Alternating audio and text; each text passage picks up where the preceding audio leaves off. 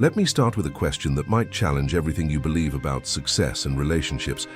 What if the secret to becoming more influential, more attractive, and more psychologically powerful isn't about doing more, but about doing less? What if the path to deeper connections with others actually requires spending more time alone with yourself? This counterintuitive truth lies at the heart of Carl Jung's revolutionary understanding of human psychology. Jung, the Swiss psychiatrist, who gave us concepts like the collective unconscious archetypes and psychological types, discovered something profound about human nature that most people never realize. When you stop being constantly available to others, you begin a transformation that changes not just how others see you, but how you see yourself. Consider this scenario that plays out countless times in our modern world.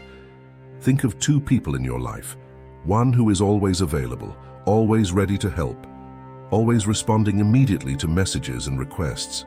Now think of another person who seems selective about when they engage, who has periods where they're simply unreachable, who seems to operate by their own internal schedule rather than everyone else's demands. Which person commands more respect? Which one do you find yourself thinking about more often? Which one's opinion carries more weight when they do speak? If you're honest, you'll probably admit that the less available person holds more psychological power in the relationship. This isn't because they're manipulative or playing games. Instead, they're operating according to a psychological principle that Jung understood deeply. Availability and value are inversely related. The more available something is, the less we tend to value it. The more scarce something becomes, the more precious it appears to our psychological systems. But Jung's insight goes much deeper than simple scarcity principles. He understood that constant availability isn't just about how others perceive us. It's about what happens to our own psychological development when we never give ourselves space to withdraw, reflect, and integrate our experiences.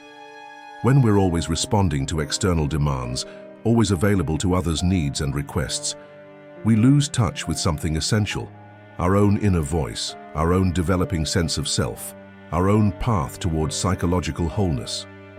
This is where Jung's concept of individuation becomes crucial to understand. Individuation, in Jung's framework, is the psychological process by which a person becomes whole and differentiated from the collective mass of humanity. It's how you become truly yourself, rather than simply a collection of roles you play for others. And here's the key insight. This process of becoming yourself requires periods of withdrawal from the constant demands and expectations of the external world. To understand why unavailability can be so transformative, we need to explore what Jung meant by individuation.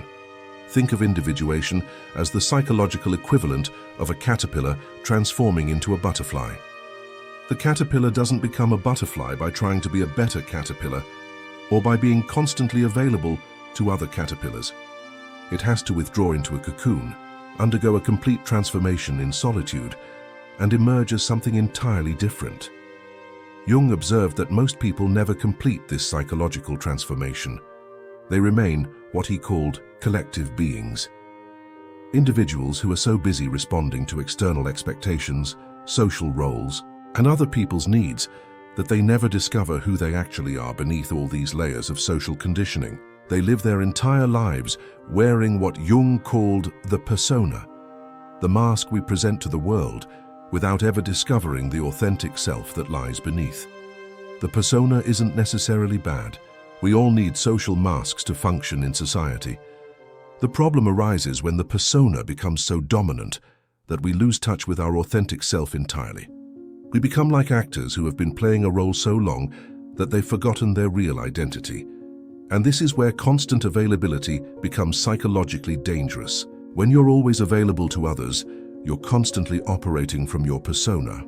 You're constantly in performance mode, constantly adapting to what others need or expect from you. There's no space for your authentic self to emerge, no time for your own thoughts and feelings to develop without external influence, no opportunity for the deeper layers of your personality to unfold. Jung discovered this principle through his own life experience. After his famous split with Sigmund Freud in 1913, Jung entered what he later called his confrontation with the unconscious. For several years, he withdrew from much of his public life and professional obligations. Instead of maintaining his busy schedule of patients, lectures, and social engagements, he spent time alone, exploring his own psyche through techniques that would later become part of his therapeutic approach. During this period of withdrawal, Jung made many of his most important psychological discoveries. He developed his understanding of archetypes, explored the collective unconscious, and created what would become known as active imagination. None of these breakthrough insights would have been possible if he had remained constantly available to external demands. The withdrawal wasn't escapism or depression, it was a necessary part of his psychological development. This teaches us something crucial about human psychology. Our deepest insights, our most authentic selves, and our greatest contributions often emerge not from constant engagement with the external world, but from periods of withdrawal where we can process, integrate, and develop our inner lives without external interference. Now let's explore the specific psychological mechanisms that make withdrawal so transformative. Understanding these mechanisms will help you see why unavailability isn't just a social strategy, but a fundamental requirement for psychological health and development. The first mechanism we need to understand is what Jung called the creation of psychological space. Think of your mind as a container. When that container is constantly being filled with external stimulation, messages to respond to, problems to solve for others, social obligations to fulfill, there's no room for your own thoughts and feelings to develop. It's like trying to hear your own voice in a room full of people who are all talking at once. When you create periods of unavailability, you're essentially clearing out that psychological space. You're creating what Jung called a temenos, a sacred space where inner work can happen. In this space, thoughts and feelings that were previously drowned out by external noise can finally emerge. Insights that were trying to surface can finally break through. Aspects of yourself that were suppressed by constant performance can finally reveal themselves. This leads us to the second crucial mechanism: what happens to our attention when we withdraw. In our modern world, we've become accustomed to scattered attention. We check messages while working, think about work during personal time, and rarely give our full attention to any single thing for extended periods. This scattered attention prevents deep psychological processing. When you become unavailable to external demands, your attention naturally begins to consolidate. Instead of being pulled in multiple directions, your mental energy begins to focus and intensify.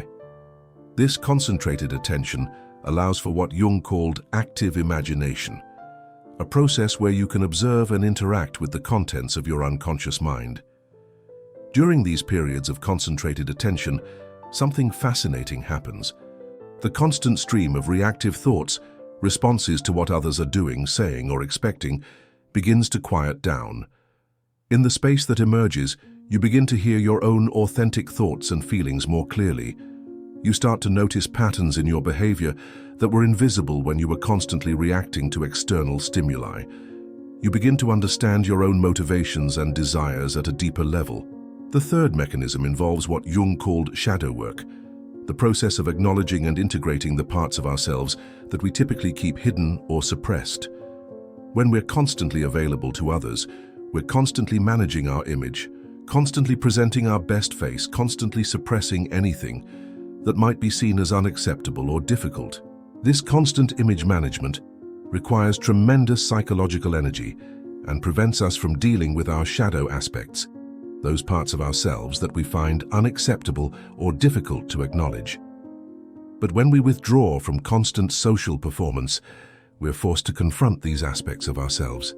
We can no longer distract ourselves from difficult emotions or uncomfortable truths about ourselves by staying busy with external obligations. This confrontation with our shadow isn't pleasant, but it's essential for psychological wholeness. Jung understood that we cannot become truly powerful or attractive to others until we've acknowledged and integrated all aspects of ourselves, including the difficult ones. The person who has done this inner work radiates a kind of authenticity and depth that is magnetically attractive to others. Let's examine the specific ways that strategic withdrawal transforms both your inner psychological state and your external relationships. Understanding these transformations will help you see why the temporary discomfort of becoming unavailable leads to long-term benefits that extend into every area of your life. The first major transformation occurs in your relationship with your own power and authority. When you're constantly available to others, you're essentially giving them control over your time, attention, and energy. You're operating in what we might call reactive mode, constantly responding to external demands rather than creating from your own inner vision and priorities. This reactive mode has a subtle but profound psychological effect. It trains you to see yourself as someone who exists to serve others' needs rather than someone who has legitimate needs and priorities of your own. Over time, this erodes your sense of personal authority and makes you dependent on external validation for your sense of worth and identity. When you begin to practice strategic unavailability, you reverse this dynamic. By choosing when to be available and when not to be, you reclaim control over your own psychological resources. You move from reactive mode to creative mode. Instead of constantly responding to what others want from you, you create space to discover what you want to create, contribute, or experience. This shift from reactive to creative mode has a powerful effect on your presence when you do choose to engage with others. Think about the difference between someone who is frantically busy, always running from one obligation to another, and someone who seems to operate from a place of inner calm and deliberate choice. The person operating from creative mode has what Jung called centered presence. They seem grounded in themselves rather than scattered across multiple external demands. The second major transformation occurs in your relationships with others. This might seem counterintuitive, but when you become less available to people, the quality of your relationships often improves dramatically. This happens for several psychological reasons that Jung understood deeply. First, your unavailability forces others to respect your boundaries and value your time more highly. When someone is always available, others tend to take that availability for granted. They don't prepare carefully for conversations, they don't prioritize what they really need to discuss, and they don't appreciate the gift of your attention. But when your availability becomes limited, people naturally prepare more thoughtfully for the time they have with you. Second, your periods of withdrawal give you space to process your experiences with others more deeply. When you're constantly available, you often react to people based on immediate emotions or surface-level impressions. But when you have time to step back and reflect, you can respond to others from a place of deeper understanding and genuine care rather than automatic reactivity. Third, your withdrawal allows others to experience what it's like when you're not there. This might sound harsh, but it's actually a gift to both of you. When someone never experiences your absence, they can't fully appreciate your presence. They begin to see you as a given rather than as a choice. But when you're sometimes unavailable, people notice the difference your presence makes and begin to value it more consciously. The third transformation occurs in your creative and professional life. Jung understood that creativity requires what he called incubation periods, times when we step back from active work and allow unconscious processes to work on problems or projects. Many of our most important insights and creative breakthroughs happen not when we're actively trying to solve problems, but when we've created space for our unconscious mind to process information and make new connections. When you're constantly available to others, you eliminate these crucial incubation periods. Your mind is always engaged with immediate demands and never has the opportunity to step back and see larger patterns or make deeper connections. But when you create periods of unavailability, you give your creative processes the space they need to work. During these creative incubation periods, several things happen.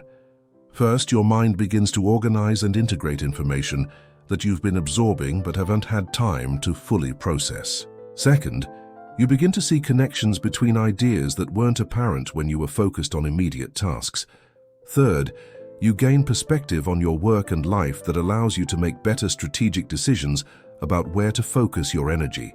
Jung had a sophisticated understanding of psychological energy that helps explain why constant availability is so depleting and why strategic withdrawal is so restorative. Let's explore this energy model in detail, as it provides crucial insights into how to manage your psychological resources more effectively. Jung observed that people have different natural patterns of energy flow. Some people, whom he called extroverts, tend to gain energy from external interaction and lose energy from too much solitude. Others, whom he called introverts, tend to gain energy from solitude and lose energy from too much external interaction. Most people have some combination of both tendencies, but usually lean more strongly in one direction. Regardless of whether you're primarily extroverted or introverted, Jung understood that everyone needs periods of both engagement and withdrawal to maintain psychological health. The problem in our modern world is that the demands for constant availability often override our natural energy rhythms, leading to chronic depletion and psychological imbalance. Think of your psychological energy as a finite resource that needs to be managed strategically. When you're constantly available to others, you're essentially allowing other people to make withdrawals from your energy account without your conscious consent. Every time you respond to a non-urgent message, every time you agree to help with something that isn't truly important, every time you engage in superficial social interaction, when you'd prefer solitude, you're making an energy expenditure that you didn't consciously choose. Over time, these unconscious energy expenditures add up to what Jung might have called a form of psychological bankruptcy. You find yourself feeling depleted, resentful, and somehow less than your full self. You might notice that your interactions with others become more superficial, your creative work suffers, and your sense of inner clarity diminishes. Strategic withdrawal allows you to reverse this energy drain and begin building what we might call an energy surplus. When you create periods where you're unavailable to external demands, you stop the constant outflow of energy and give yourself time to restore your psychological resources. During these restoration periods, several things happen. First, you reconnect with your own natural energy rhythms. You begin to notice what actually energizes you and what depletes you, rather than just reacting automatically to whatever demands are placed on you. This awareness allows you to make more conscious choices about how you spend your energy when you do re-engage with others. Second, you create space for what Jung called active imagination and creative processing. These activities don't just preserve your energy, they actually generate new energy. When you're engaged in activities that align with your authentic interests and talents, you often find that you feel more energized afterward, not more depleted. Third, you develop what we might call energy boundaries, a clearer sense of what kinds of interactions and activities are worth your psychological investment and which ones are not. This doesn't mean becoming selfish or uncaring toward others. Instead, it means becoming more strategic about how you use your limited psychological resources so that you can show up more fully for the people and activities that truly matter to you. When you re-engage with others from this place of energy surplus, something remarkable happens. Your presence becomes more magnetic and influential. People can sense when someone is operating from a place of inner fullness rather than depletion. They're naturally drawn to interact with someone who seems psychologically resourced rather than needy or scattered. This creates what Jung observed as one of the great paradoxes of human psychology. The more self-contained and energetically independent you become, the more attractive you become to others. The person who doesn't need constant interaction or validation from others becomes someone that others actively seek out and value highly. Now that we understand the psychological mechanisms, let's explore how to implement these principles in practical ways that honor Jung's insights while working within the realities of modern life. The key is to approach withdrawal not as an escape from life, but as a strategic practice that enhances your capacity for authentic engagement. Let's start with what Jung would consider the foundation of all withdrawal practice, creating physical and psychological space that belongs entirely to you. Jung himself built a tower at Bollingen, Switzerland, where he could retreat from his professional obligations and engage in his inner work. While most of us can't build our own tower, we can apply this same principle by creating dedicated space in our lives that serves as a sanctuary for our inner development. This space might be physical, a room in your home, a corner of your apartment, or even just a comfortable chair that you use only for solitude and reflection. But more importantly, it needs to be psychological space-time that you protect from external demands and dedicate to your own inner processes. The practice begins with what we might call micro-withdrawals, small periods throughout your day when you become temporarily unavailable to external demands. This might mean turning off notifications for an hour while you work on something important, taking a walk without your phone, or simply sitting quietly for 15 minutes without engaging in any external activity. These micro-withdrawals serve several purposes. First, they begin to train your nervous system to tolerate periods without external stimulation. Many people have become so accustomed to constant input that solitude initially feels uncomfortable or anxiety-provoking. Regular micro-withdrawals help you develop comfort with your own company and internal processes. Second, micro-withdrawals help you begin to notice the difference between your reactive responses to external demands and your authentic internal responses to situations.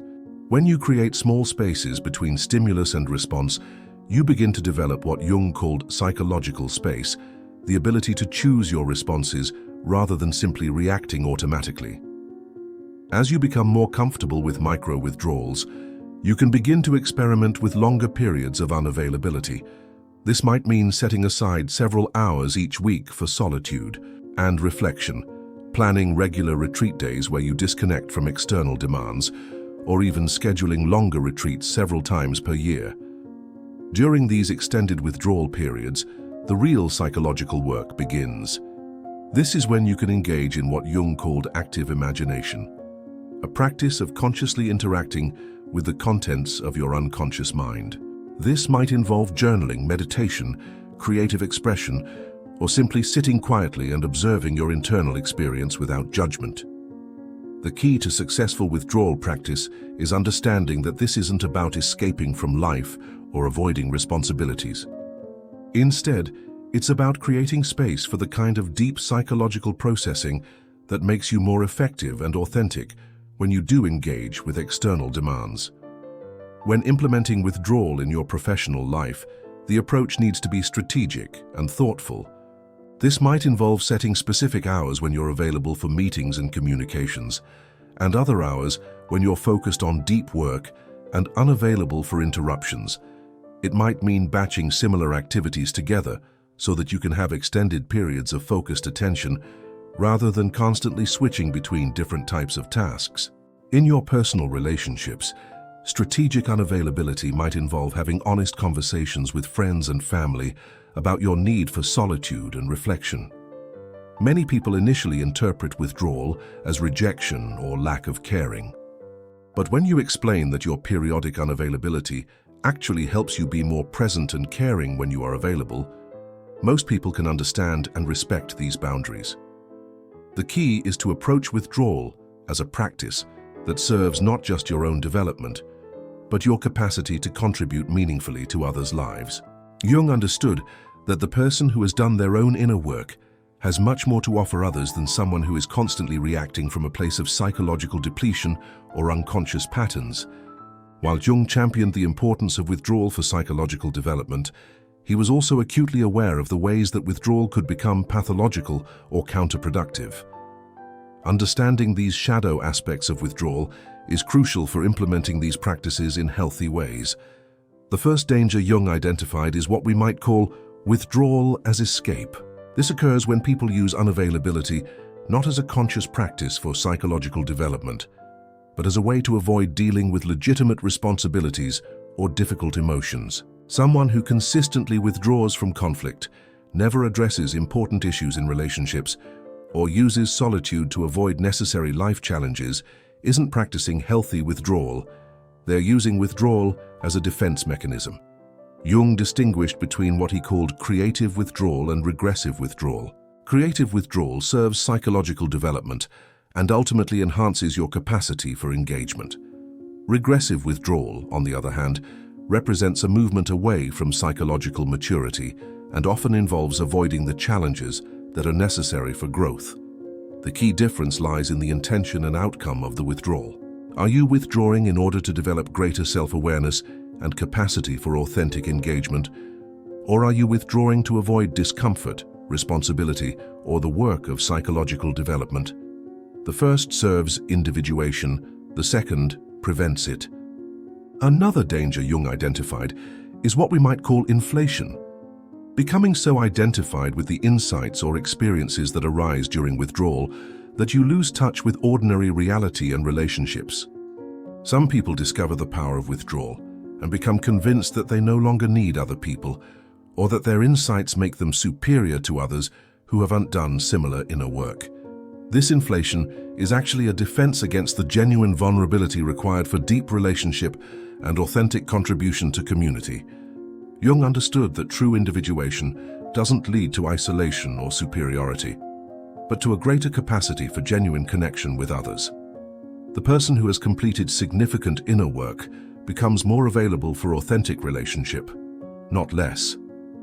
Jung also warned against what we might call chronic withdrawal, making unavailability a permanent lifestyle rather than a strategic practice.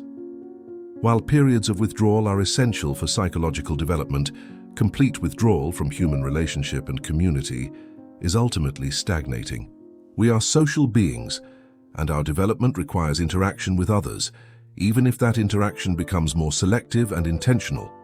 The healthy approach to withdrawal involves what Jung called the transcendent function, the ability to hold the tension between opposing psychological forces without being overwhelmed by either one. In this case, it means maintaining the tension between the need for solitude and the need for community, between periods of withdrawal and periods of engagement. This requires developing what we might call withdrawal wisdom, the ability to sense when withdrawal serves your development and when it becomes avoidance, when solitude nourishes your capacity for relationship and when it becomes isolation, when unavailability increases your value and influence, and when it becomes self-indulgent disconnection. The signs of healthy withdrawal include increased clarity about your values and priorities, greater capacity for authentic self-expression, improved quality of relationships even if the quantity decreases, enhanced creative and professional effectiveness, and a sense of psychological groundedness and inner authority. The signs of unhealthy withdrawal include increasing isolation from all human connection, avoidance of legitimate responsibilities or difficult conversations, inflation or superiority toward others, chronic dissatisfaction or restlessness, and deteriorating capacity for empathy or genuine care for others. One of the most important aspects of Jungian withdrawal is understanding how to re-engage with the world from a position of psychological strength rather than depletion. The ultimate goal of withdrawal isn't permanent separation from others, but enhanced capacity for authentic and meaningful engagement.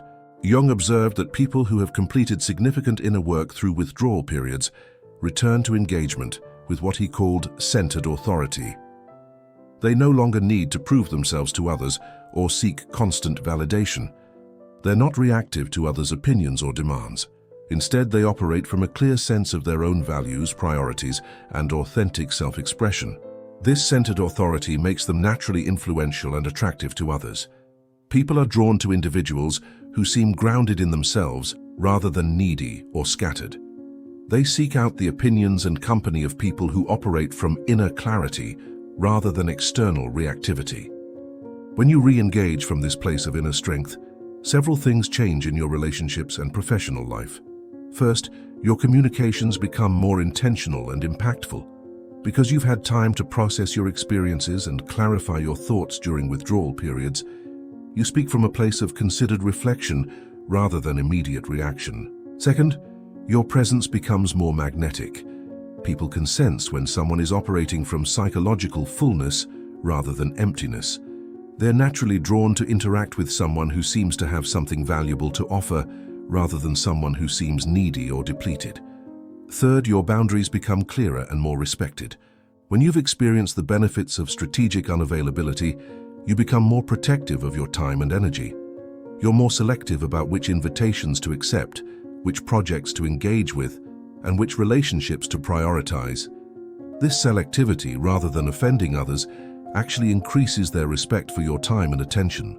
The key to successful re-engagement is maintaining the psychological insights and practices you've developed during withdrawal periods, even when you're actively engaged with others. This means continuing to protect some time for solitude and reflection, maintaining awareness of your energy levels and boundaries, and staying connected to your authentic values and priorities, even in social or professional situations. Jung understood that the individuated person doesn't withdraw from community permanently, but engages with community from a place of conscious choice rather than unconscious compulsion. They participate in relationships and social activities, because they genuinely want to contribute and connect, not because they're driven by unconscious needs for approval or afraid of being alone with themselves. This conscious engagement is qualitatively different from the automatic social participation that characterizes most people's lives. It's more selective, more intentional, and ultimately more satisfying for everyone involved.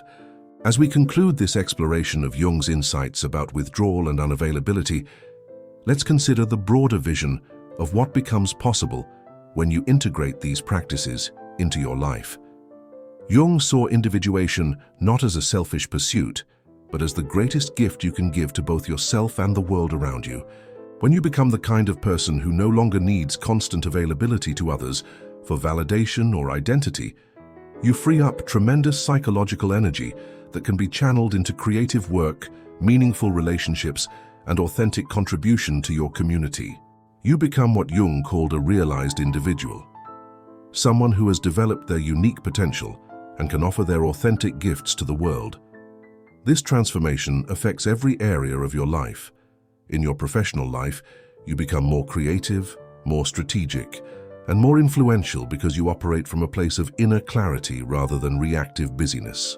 In your personal relationships, you become more attractive and valuable to others because you offer genuine presence and authenticity rather than needy availability.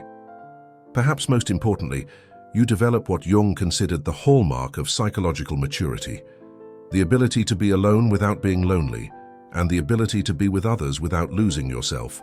You become someone who can enjoy solitude as a source of renewal and growth, and who can engage with others from a place of choice and genuine care rather than compulsion or neediness. The practice of strategic withdrawal isn't about becoming antisocial or self-centered. Instead, it's about developing the psychological resources that allow you to show up more fully for the people and purposes that truly matter to you. It's about learning to distinguish between the urgent and the important, between reaction and response, between performance and authenticity. Jung's ultimate vision was of individuals who had completed enough inner work to become truly themselves, not copies of others' expectations, not collections of social roles, but unique expressions of human potential. He understood that such individuals naturally become sources of inspiration and positive influence in their communities, not despite their periods of withdrawal, but because of the psychological development that withdrawal makes possible. The invitation Jung offers us is to have the courage to disappoint others' expectations of constant availability in service of developing our authentic selves. This requires what he called moral courage, the willingness to be misunderstood or temporarily unpopular in service of psychological truth and development. The promise Jung holds out is that when you do this inner work, when you develop the capacity for healthy withdrawal and conscious re-engagement, you become someone who can make genuine contributions to the world around you. You become someone whose presence matters, whose words carry weight, whose authenticity inspires others to undertake their own journey of psychological development. In our hyper-connected modern world, the ability to become strategically unavailable may be one of the most important skills you can develop. Not as a manipulation tactic or a way to control others, but as a practice of psychological development that serves both your own individuation and your capacity to contribute meaningfully to the lives of others. When you stop being constantly available to everyone else's demands, you become available to something far more important: your own authentic development and the unique contribution that only you can make to the world. This, Jung would say, is not just your right, but your responsibility to yourself, to your relationships, and to the collective evolution of human consciousness. The transformation that occurs when you master the art of strategic unavailability isn't just personal. It ripples out to affect everyone whose life you touch. By becoming more authentically yourself, you give others permission to do the same. By operating from psychological strength rather than neediness, you model what's possible for human development. By choosing quality over quantity in your engagements, you contribute to a culture that values depth over surface, authenticity over performance, and genuine connection over superficial availability. This is Jung's invitation to you, to undertake the journey of individuation, to develop the courage for strategic withdrawal, and to discover the unique gifts that can only emerge when you create space for your authentic self to unfold. The world doesn't need another person who is always available to everyone else's agenda. The world needs individuals who have done the inner work to discover their own authentic contribution and who can offer that gift from a place of psychological strength and clarity. The choice is yours. Will you continue to scatter your energy across everyone else's priorities, or will you have the courage to withdraw strategically in service of discovering and developing your authentic self? Jung's psychology suggests that everything changes when you choose the latter path, not just for you, but for everyone whose life you touch.